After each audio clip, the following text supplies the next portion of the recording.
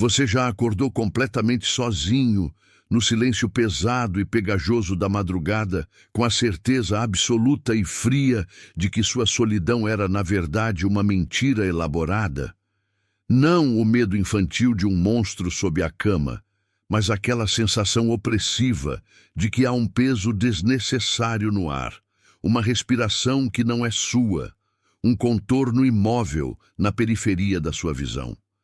Se você já sentiu isso, talvez possa começar a entender o que significa a sensação de ter sua realidade invadida, não por algo que veio de fora, mas por algo que sempre esteve lá, esperando apenas o momento certo para se manifestar. Nós costumamos pensar que o horror mora nas construções modernas, nos arranha-céus abandonados ou nos corredores de hospitais silenciosos. Mas o verdadeiro terror, aquele que impregna a alma e corrompe a memória de um lugar, floresce onde a civilização ainda não conseguiu afastar a natureza. Floresce onde o homem está em constante submissão ao verde denso, à umidade implacável e à água que tudo move e tudo esconde. E é exatamente para um desses lugares que precisamos viajar. Estamos no Pará, no ano de 1916. Esqueça o Pará, que você talvez conheça pelas fotografias coloridas ou pela arquitetura colonial remanescente. Imagine a Belém da Belle Époque, ainda envolta em um suor eterno, com a febre da borracha já em declínio, deixando para trás um rastro de riqueza rápida e de miséria lenta. Mas precisamos ir além da capital, mais fundo, onde as estradas secas se esgotavam e a única artéria pulsante de comunicação era a água. Rios largos, braços de rio imensos e, mais intimamente, os igarapés. O igarapé é mais que um riacho, é a veia da floresta. É um braço estreito e sinuoso, muitas vezes escuro e protegido pela copa densa, onde a água corre lenta, quase viscosa, carregando consigo a seiva da floresta, a terra vermelha e, inevitavelmente, os segredos. Para os ribeirinhos daquela época, a água era o sustento, o caminho e o cemitério. Quando o rio ou o igarapé tomava alguém, era um luto aceito. Uma entrega ao ciclo brutal da natureza amazônica. O corpo se perdia, afundava na lama escura e raramente era visto novamente. O igarapé engolia, e o engolido permanecia na escuridão sob a superfície, tornando-se parte daquele ecossistema silencioso e faminto. Isso era o natural, isso era o aceitável. Mas na comunidade que se formava ao redor de um pequeno, mas vital, afluente a cerca de 40 quilômetros rio acima de Belém, um lugar que hoje mal consta nos mapas, e na época era conhecido apenas pelas famílias que ali viviam, da pesca e da extração limitada de látex, as coisas começaram a se desalinhar de uma forma nauseante e progressiva. O igarapé em questão era estreito e fundo, serpenteando por uma área de mangue e mata fechada. As pessoas o usavam para ir e vir, para lavar roupas e, ocasionalmente, para se refrescar nos dias mais opressores. Começou, sutilmente, com objetos. Pequenas canoas que viravam na correnteza, utensílios de metal ou madeira que, pelo costume da região, deveriam ter sido levados para o fundo, desaparecendo na densidade da água barrenta. Mas eles voltavam. Não voltavam flutuando aleatoriamente, presos a galhos secos. Eles voltavam, eu insisto, de uma maneira que desafiava a lógica da correnteza. Eles apareciam na mesma curva do igarapé, onde a água era mais rasa, depositados na margem como oferendas. Eram devolvidos. Molhados, frios, mas sempre intactos. Como se o igarapé tivesse segurado o item por um tempo, analisado sua composição, e então decidido que não o queria, que ele pertencia ao mundo de cima. No início, era visto como sorte, uma bênção dos espíritos da água, ou apenas uma anomalia curiosa da topografia do leito. Ninguém associava a isso o prenúncio de algo maligno. Ninguém, até o dia em que o igarapé começou a devolver o que realmente queríamos que ficasse para trás. O primeiro a ser tragado pela água e devolvido foi um rapaz chamado Josias, um garoto de 12 anos, magro e forte, que estava atravessando o igarapé em uma jangada improvisada quando esta virou. Ele não sabia nadar bem, e o pânico o afundou rapidamente. A comunidade se mobilizou. Por dias os homens vasculharam as margens, lançaram redes, procurando por qualquer sinal, esperando o inevitável, que o corpo inchado emergisse a jusante longe dali, ou que simplesmente desaparecesse para sempre, como a floresta costumava fazer. Mas 3 dias depois, Josias voltou. E aqui é onde o terror psicológico se instala, escorrendo como a água fria e suja daquele igarapé. O corpo de Josias foi encontrado flutuando na mesma curva de sempre, naquela margem rasa onde os objetos perdidos reapareciam. Ele estava deitado de bruços, mas a água calma o balançava suavemente. Não estava inchado de forma grotesca, apesar dos 3 dias submerso no calor equatorial. Estava pálido e frio, de um frio que os homens que o tiraram da água descreveram como não natural. Um frio que parecia emanar de dentro, como se a água do igarapé tivesse substituído seu sangue por gelo líquido, e então os olhos. Se você está me ouvindo agora, talvez sozinho, com a luz do seu quarto apagada, preste atenção neste detalhe, porque ele é a chave para o horror que se seguiu. Quando um corpo é retirado da água após dias de submersão, a decomposição, a pressão e a própria morte tendem a fechar as pálpebras, ou, no mínimo, deixá-las frouxas e desinteressadas do mundo. O corpo de Josias, porém, estava rígido, e seus olhos estavam escancarados, não apenas abertos de forma inexpressiva, como acontece com alguns cadáveres. Não, eles estavam abertos em um olhar fixo, vítreo, de uma intensidade que gelou a alma dos homens que o carregavam. Eram olhos que pareciam observar, olhos que tinham visto o fundo daquele igarapé e, por alguma razão perversa, estavam sendo forçados a continuar olhando para o mundo dos vivos. A mãe do garoto, em seu desespero e dor, aproximou-se para lhe fechar as pálpebras, um gesto simples de piedade final. Mas as pálpebras de Josias não se moviam. Não havia flexibilidade. Era como se tivessem sido petrificadas no momento da revelação, no instante final de um terror indizível. Os olhos permaneciam ali, abertos, refletindo o verde sombrio da copa. Isso era o inaceitável. Era a perversão do luto. O igarapé não apenas devolveu o corpo. Ele devolveu uma casca que não estava em paz, que estava presa a um estado de vigilância perpétua. O pavor inicial se instalou. Os mais velhos, os que tinham maior conhecimento das lendas da mata, começaram a sussurrar sobre um espírito da água que era possessivo e cruel, que não aceitava o sacrifício, mas também não permitia que os mortos encontrassem descanso. Para eles, o igarapé havia se tornado o igarapé da devolução. Se você sente um calafrio agora, um arrepio que não é apenas o do medo, mas o da identificação com um terror ancestral, o medo de que aquilo que você perdeu possa voltar, mas corrompido, observando, então você precisa continuar prestando atenção. Se você ainda não fez o pacto de silêncio, de ficar aqui comigo até o final, este é o momento. Há coisas que só podem ser entendidas no escuro, e a história de Josias era apenas o começo. A rotina da pequena comunidade começou a mudar. Eles pararam de usar aquela parte do igarapé. As mulheres deixaram de lavar suas roupas na curva fatal. Os pescadores evitavam o local, preferindo arriscar-se nos braços mais perigosos do rio principal a se aproximar daquele trecho de água lenta e enganadora. Mas o igarapé, ou o que quer que o habitasse, não se satisfez em apenas ser evitado. Ele queria que soubessem que ele ainda estava ativo, 3 meses depois da morte de Josias, veio a tragédia de João e Maria, um casal de jovens recém-casados que, em uma noite escura e chuvosa, tentaram atravessar de canoa para visitar parentes. A canoa, pequena e instável, virou no meio da escuridão.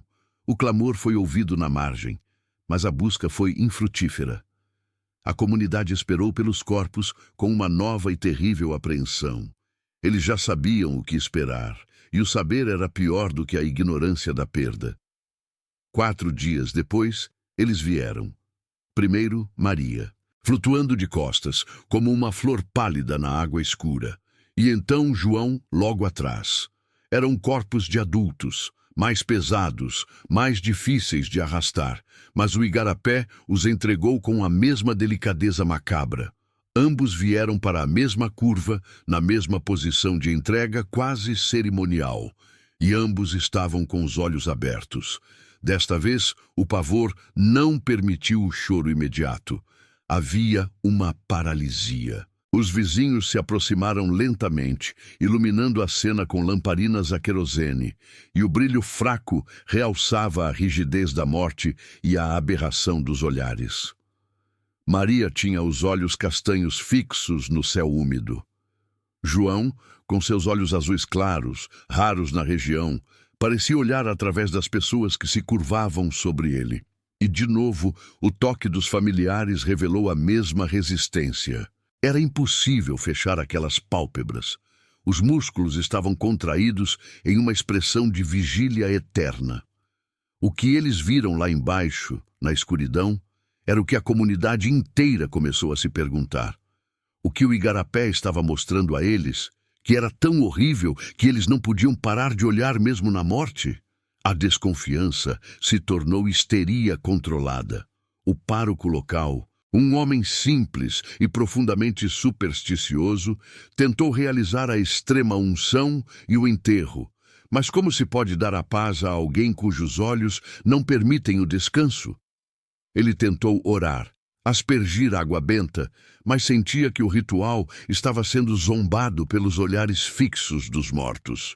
O ato de cobrir o rosto, de não ser visto pelos mortos, tornou-se obsessivo. Durante o velório, rápido e sob o calor sufocante, os corpos foram dispostos com panos grossos sobre a face, não para proteger do sol ou dos insetos, mas para evitar que os vivos fossem atingidos pela intensidade daqueles olhares.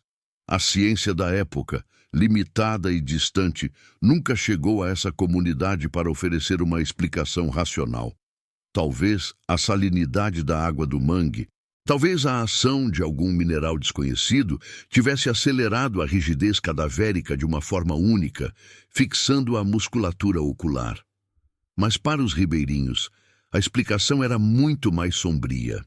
O igarapé havia se transformado em um portal de retorno, e os mortos eram agora sentinelas. Eles não estavam mais preocupados em onde o igarapé levava. Estavam aterrorizados com o que ele estava mandando de volta.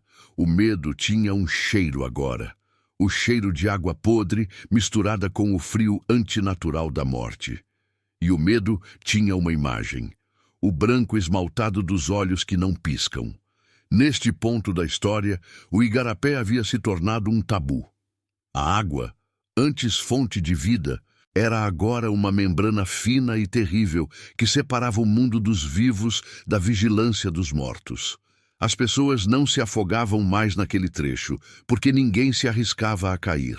Mas a ironia cruel é que quanto mais eles evitavam o igarapé, mais o igarapé parecia cobrar a sua atenção.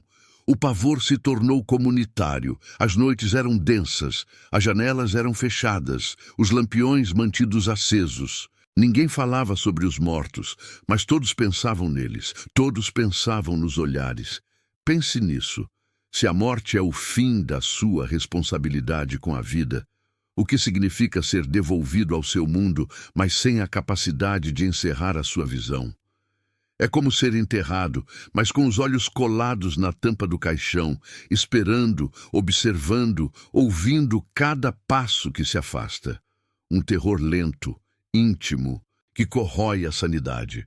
O pânico atingiu um novo ápice quando, algumas semanas depois, um dos homens mais velhos da comunidade, conhecido por sua descrença e teimosia, e que havia sido um dos que retirou os corpos de João e Maria da água, começou a ter pesadelos recorrentes. Não pesadelos de demônios ou monstros da mata, eram pesadelos de silêncio.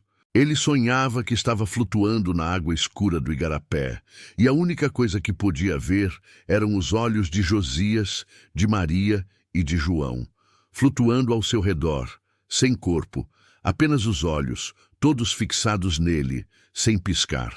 A escuridão estava repleta de luzes opacas e fixas, e ele ouvia, dizia ele, um murmúrio constante que não era água corrente, mas algo mais parecido com o som de centenas de pálpebras secas tentando se fechar, mas falhando. Este homem, debilitado pelo medo e pela falta de sono, cometeu o impensável. Ele não se afogou. Ele pegou uma canoa, remou até a curva de devolução e lá tentou incendiar a margem da mata, numa tentativa desesperada de purificar o local. A floresta, claro, resistiu. A umidade era alta demais. O fogo se extinguiu rapidamente, deixando apenas fumaça e cinzas úmidas. E no dia seguinte, o homem desapareceu. A busca foi feita. Dessa vez, ninguém esperava encontrá-lo vivo ou perdido na mata. Todos esperavam o inevitável retorno. Eles sabiam que ele tinha ido ao encontro do igarapé, desafiando a entidade que ali habitava. E o igarapé, sendo o que era, não decepcionou sua reputação. O homem voltou 2 dias depois. E claro, com os olhos abertos, fixos, mas havia uma diferença sutil e aterradora. A expressão em seu rosto não era de pânico, como Josias. Não era de surpresa, como João e Maria. Era uma expressão de profunda, irremediável compreensão. Era o rosto de alguém que finalmente entendeu o segredo da água. E ele não podia mais gritar sobre isso. Ele só podia olhar. Neste ponto, Pará, 1916, não era mais apenas uma localização geográfica. Tornou-se um estado de espírito, uma prisão úmida de onde nem a morte conseguia libertar. A comunidade estava sob o jugo de um terror que não matava de forma rápida, mas que corrompia a dignidade final do ser humano, o direito ao descanso e ao esquecimento. O que o igarapé estava fazendo? Porque ele não ficava com os mortos, como o rio sempre fez? E o que diabos aqueles olhos abertos, voltados para o céu, queriam que os vivos soubessem? A resposta não estava na superfície, mas no que a água escondia. E o que era preciso fazer para descobrir ou para parar aquilo exigiria um mergulho em uma escuridão muito mais profunda do que a do igarapé. Se você está aí, ainda prestando atenção, e sente que essa história o tocou de uma forma que vai além de uma simples narrativa de horror, escreva nos comentários uma palavra, apenas uma palavra: vi. Compartilhe esta história com alguém que precisa saber que há coisas que observam em silêncio. Porque a verdade é que o igarapé que devolvia corpos com olhos abertos em 1916, no Pará, pode não ser o único lugar onde os mortos se recusam a parar de olhar. E se você olhar para trás agora, para a escuridão da sua porta, talvez você sinta que algo, muito silencioso, acabou de virar a cabeça para te ver. E os olhos não fecham. Nunca. Você já acordou com a sensação de que o silêncio ao seu redor era, na verdade, um som. Não um som de algo que se move, mas o som de algo que espera. Algo denso, que preenche o quarto e te sufoca. Essa é a sensação que pairava sobre a Saitewa, no Pará de 1916, quando a segunda metade daquele mistério começou a se desenrolar e a verdadeira natureza do igarapé dos olhos abertos se revelou. A princípio, o Dr. Ernesto, enviado de Belém para catalogar e ele esperava racionalizar os incidentes, encarou tudo como histeria coletiva, potencializada pelo calor úmido e pela malária. Ele era um homem da ciência, daquelas épocas onde a ciência ainda se sentia capaz de desmantelar o folclore com uma régua e um microscópio. Mas o Igarapé não estava interessado em réguas ou microscópios. O ponto crucial, o que roía a sanidade de Ernesto e dos poucos oficiais que permaneceram, era a negação da corrente. Ninguém podia explicar como, após a morte por afogamento ou por qualquer outra causa que resultasse na imersão no Igarapé, os corpos flutuavam, não para jusante seguindo a lógica da água, mas desafiadoramente para montante. Eles retornavam ao ponto de origem, ou a um ponto pré-determinado, como se fossem entregas em um balcão invisível. E a entrega era sempre impecável. Corpos inchados, sim, pela água e pelo tempo, mas estranhamente preservados contra a voracidade dos peixes. E os olhos? Ah, os olhos. Na primeira parte desta história, descrevemos a terrível uniformidade desse fenômeno. Pupilas dilatadas, íris turvas, mas o globo ocular perfeitamente posicionado, fixo, como se o último ato da vida não fosse o fechamento das pálpebras em rendição, mas a abertura máxima em reconhecimento. Ernesto tentou a hidráulica, tentou a química da água. Ele lançou objetos e esperou. Galhos desciam, pedras ficavam onde caíam.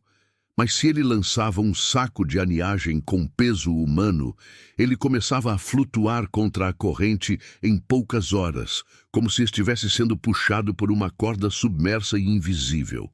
Não era o corpo que flutuava, era a vigília que emergia. Quando o quinto corpo foi encontrado, um seringueiro que havia sumido após uma bebedeira, devolvido à margem em frente à cabana do administrador local, Ernesto parou de procurar por causas naturais. Ele começou a procurar por intenção.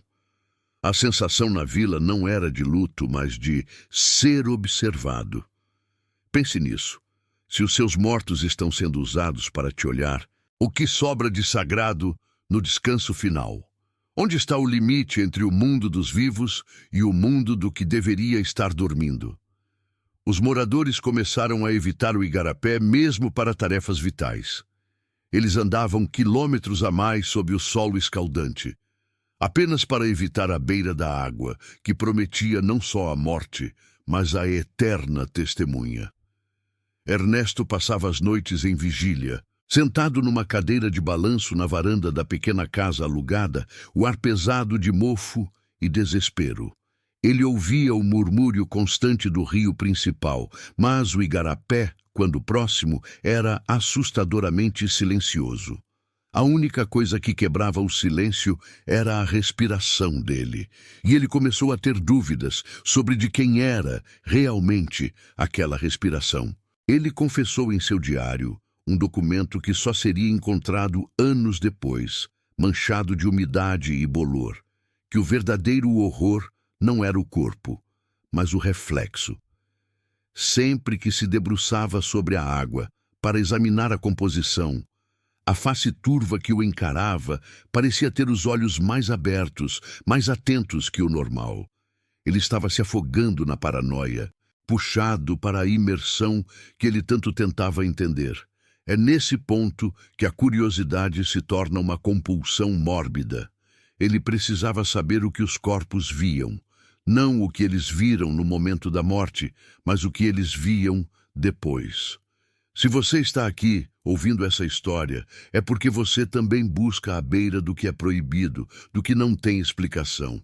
Você busca a imersão na sombra. Se você pretende seguir até o fim, para realmente entender o que eles viram, você precisa se comprometer com este silêncio.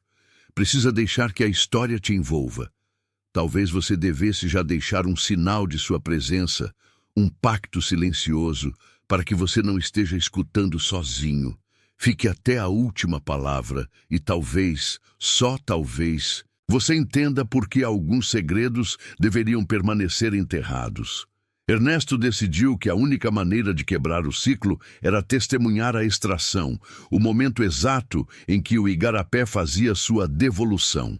Ele esperou por 3 dias e 3 noites, escondido entre a vegetação densa, suportando os insetos e a umidade que rasgava a pele.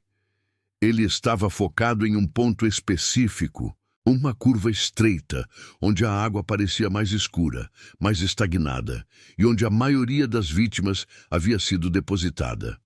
A noite do clímax foi de lua nova. Escuridão absoluta. A selva estava imóvel. O Pará à noite é uma criatura de peso, de umidade que não te deixa respirar direito. E ele esperou.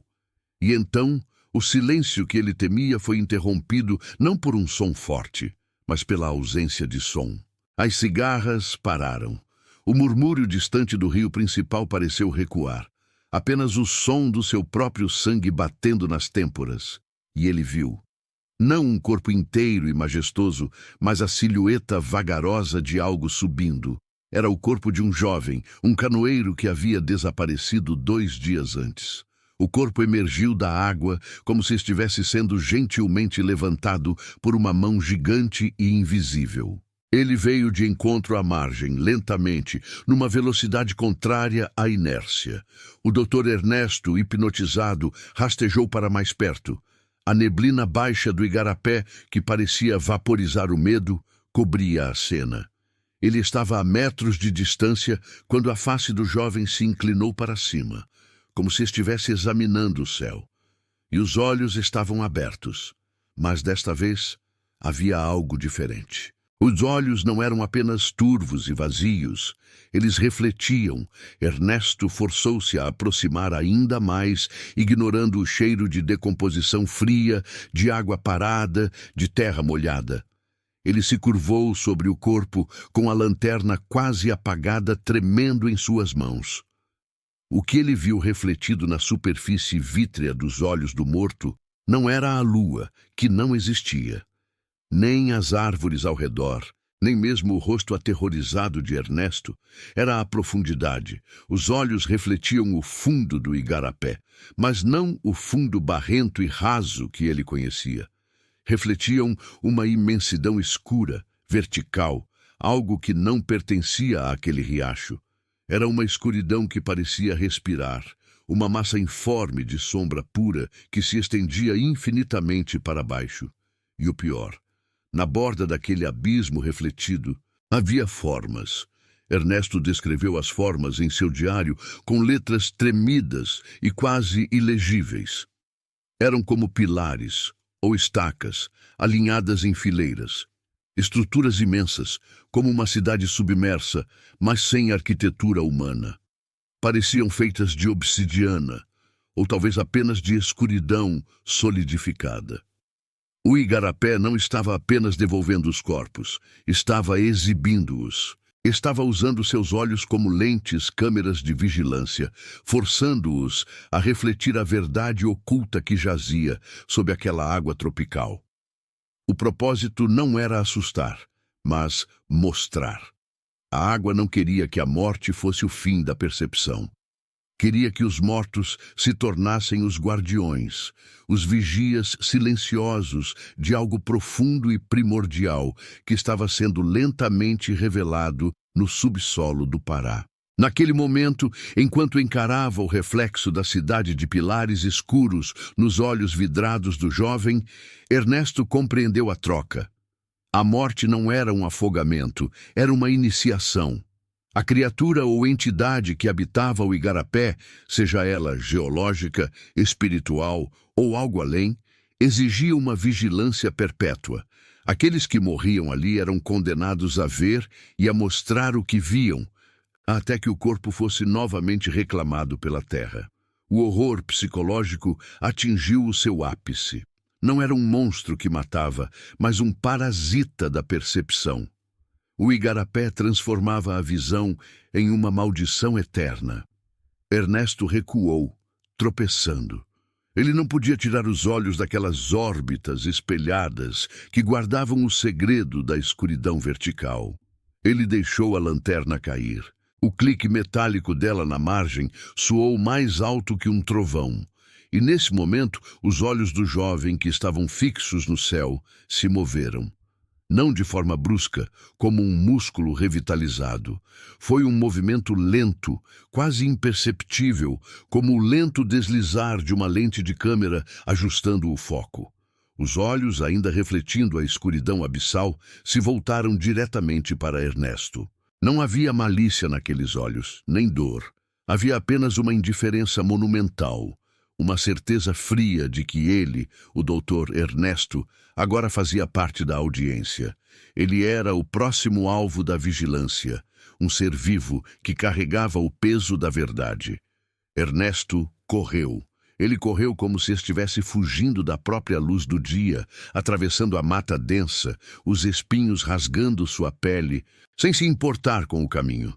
Ele não fugia do corpo ou da decomposição, ele fugia daquela verdade fria, que o maior horror não é a escuridão, mas ser forçado a ver sem piscar o que a escuridão esconde. A conclusão para a história do Dr. Ernesto é sombria e rápida. Ele voltou para a cabana, mas não para Belém. Ele passou os dias seguintes rasgando seu diário, queimando seus mapas e laudos. Ele tentou eliminar a prova, mas como se apaga o reflexo de algo que você viu nos olhos de um morto. Ele foi encontrado dias depois, não no igarapé, mas sentado à beira do rio principal. Sua pele estava febril, seus lábios rachados, e ele balbuciava. E a última anotação que permaneceu em seu diário, meio queimada, dizia apenas: "A vigilância é eterna. Eles veem o que há de mais fundo. E agora eu também vejo." O que aconteceu com o Dr. Ernesto? Ele enlouqueceu de vez. Ele se recusava a fechar os olhos, temendo que, se o fizesse, a escuridão submersa daquele igarapé o alcançaria. Ele foi levado de volta a Belém, um homem que não conseguia mais suportar o descanso ou a sombra. E o igarapé dos olhos abertos? Com o tempo, a lenda se tornou forte demais. O medo era um fator de saneamento social mais eficaz do que qualquer ordem governamental. O povo de Aceiteua simplesmente parou de se referir àquele braço d'água. Ele foi esquecido nas conversas, apagado dos mapas locais por omissão. A floresta, implacável em seu crescimento, lentamente o engoliu. As trilhas que levavam até lá foram cobertas. Em pouco tempo, o igarapé se tornou apenas um trecho pantanoso e intransitável, mais temido do que qualquer criatura da selva. Oficialmente, o incidente de 1916 foi arquivado como malária severa e histeria em massa. O governo não queria admitir um mistério que desafiava a natureza e a física, especialmente não em uma região já marcada pela instabilidade do ciclo da borracha. Mas a história, essa parte escura da história que carregamos em nossa memória coletiva, sabe a verdade. O igarapé não desapareceu. Ele apenas se recolheu. E essa é a lição final, a que te atinge agora, neste momento de silêncio. O medo que sentimos na escuridão, aquele arrepio que sobe pela nuca quando estamos sozinhos e ouvimos um ruído que não deveria estar lá. Esse medo não é da morte em si. É o medo da vigilância imposta, da eternidade de ver sem poder piscar. Aquele igarapé em Pará, em 1916, nos ensinou que há lugares no mundo onde a morte não é um fim, mas uma reatribuição, onde você é forçado a guardar um segredo tão terrível que ele só pode ser visto através de olhos que não mais pertencem a você. E talvez, quando você está acordado no meio da noite, sem conseguir dormir, sentindo esse peso opressor da escuridão, o que você está sentindo não é a sua própria insônia, é o peso daquelas milhões de pálpebras em Pará há mais de um século que se recusaram a fechar. Eles estão vendo, eles estão observando. Se você sentiu um calafrio ou se já acordou sabendo que não era o único a respirar no quarto, deixe um simples "eu vi" ou "não estou sozinho" nos comentários, para que a vigilância não caia apenas sobre você. E se você conhece alguém que precisa dessa verdade, mas não aguenta o medo sozinho, compartilhe essa história, porque mesmo que a água tenha secado e a floresta tenha crescido, o Pará nos ensinou que em certas profundezas da Amazônia sempre haverá um igarapé, sempre haverá uma cidade escura e sempre haverá olhos abertos, esperando para te mostrar o que está lá embaixo. E agora que você sabe, você consegue fechar os olhos? Olhe bem ao redor. A escuridão está te ouvindo e, de alguma forma, ela está te vendo. Mesmo agora, você está sendo observado. E a única certeza é que, se algo acontecer, a água sempre devolve o que pertence à sua vigília. E a primeira coisa que você verá será o céu através de olhos que nunca mais vão piscar. Sinta o peso do silêncio. Ele não está vazio. Ele está te esperando.